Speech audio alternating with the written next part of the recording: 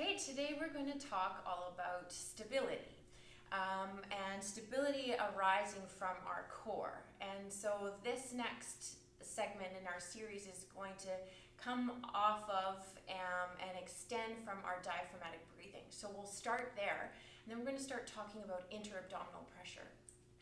So intra-abdominal pressure is a way to create stability from our core so that our limbs can move efficiently off of our core. For running, it's very important. There's a lot of rotation that happens where it's a very contralateral movement. So we're swinging our arms and our legs opposite each other. And then if our core is not engaged, which it naturally does on its own, but if it isn't efficient, then we can lose a lot of energy from side to side, this way and rotationally. So we want to make sure that we are nice and efficient and working well from here so that our limbs can do their job and move us forward and enhance our running efficiency and economy. So we're going to teach you that intra-abdominal pressure, and we will then put it into a context of an exercise that you know very well, or at least the beginnings of it. So let's get back down. You'll need a bench or a chair that's nice and firm. We'll get back down into that position that we learned our diaphragmatic breathing in. So you're going to get your bum nice and close to that surface, and we're going to have our knees slightly above our hip creases, a little bit wider than our feet. Okay, then the next thing we'll talk about is that nice long neck, lengthening out our spine, and then let's work on our canister. So all the same tips that we've worked on before with our breathing. So the top and the bottom of our canister, our diaphragm matching over our pelvis.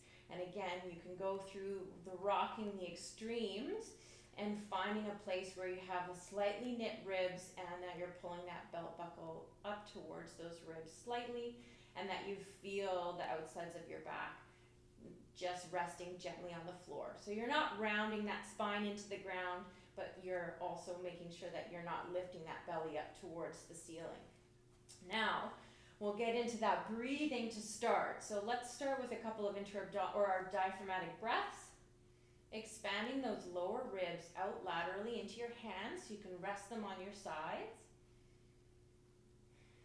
And that chest and sternum are nice and silent. So we're not recruiting those accessory breathers which are attached to our neck. We're really trying to emphasize that main breathing muscle, that diaphragm, that helps us draw in all that air, but that also is a very strong stabilizer of our core. So with that said, intra-abdominal pressure, which we'll now start to try and engage, does come at a bit of a sacrifice of deep breath. So it's definitely a learned skill to be able to stabilize with intra-abdominal pressure and breathe at the same time. So that's what we're going to try and master today. So a couple more diaphragmatic breaths, really feeling that three-dimensional breathing, pushing out onto all sides of that canister. So thinking about expanding on all sides of the canister and relaxing. Now on your next inhale, I want you to expand out, and as you exhale, I want you to try and maintain pressure on the outsides of the canister. This is intra-abdominal pressure. So you can put your hands just on the insides of your pelvis, on that meaty part, and I want you to push out into your fingers, and as though someone might be trying to tickle you, I want you to maintain or block them from tickling you. Okay, now again, let those shoulders relax, maintain the stacked top and the bottom of the barrel, and then see if you can take some breaths here while maintaining that pressure along all sides of the barrel. It might be a little bit shaky to start. Try with some gentle breaths, and then after a couple, relax. So Now what I want you to do is move your hands slightly, and you can even put your fingers to the back like so, or you move your hands slightly up and back, and we'll try that again. And I want you to think about, see if you're feeling posteriorly or towards the floor a little bit and out to the sides. So again, take a nice breath in, expand on all sides of the barrel, push out, maintain that pressure out as you exhale, and then inhale again. Do you feel that pressure coming into your thumbs back here? Do you feel the pressure coming into the sides here? Take a couple of breaths while maintaining that pressure. Good. Now breathing in and out through your nose really helps with that little bit of resistance. So maybe it's a little bit easier to maintain that pressure and relax. Okay. So as you're learning this skill, it's easy to create a lot of pressure and bear down and work very hard. And that's okay when you're learning, but what we want to do ultimately is use the least amount of effort needed to perform the task at hand. So if we're just resting, we don't need it. If we're grabbing a toothbrush or a pen, maybe we need 5%. So in this next round, I want you to try to do this again, a couple of breaths, but maybe lessen the intensity. We'll talk about percentages together. So let's take a deep breath in, expand on all sides of the canister. Now I want you to think about maybe just pressing out for 20%. So not so intense. You might feel a little bit more movement in your sides, a little bit more softness under your fingertips, but still creating a little bit of pressure just gently on the inside of that canister, all three directions. Now let's ramp up the intensity a little bit more, maybe 50%. So pushing out a little bit harder for a couple of breaths. Now let's try and press a little bit harder.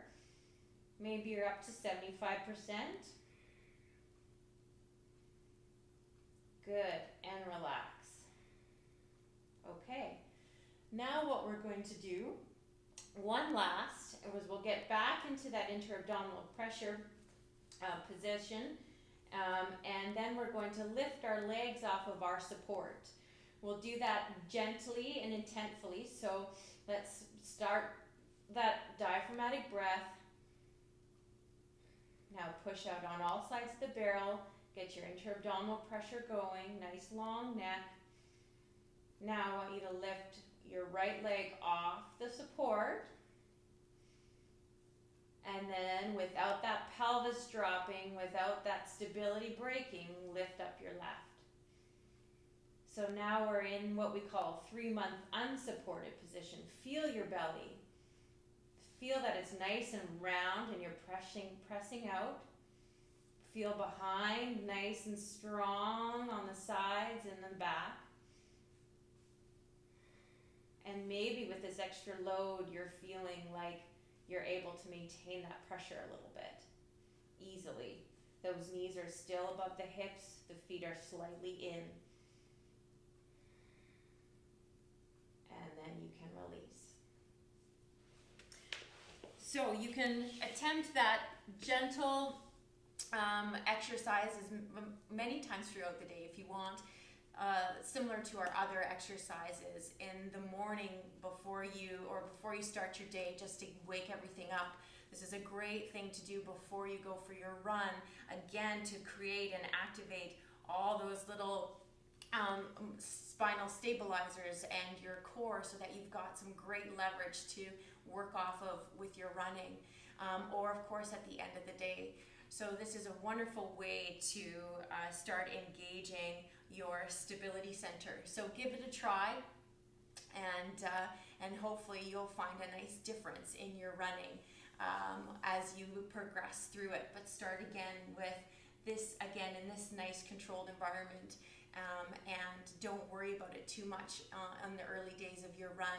Eventually it will come, and it will make your runs feel much, much better.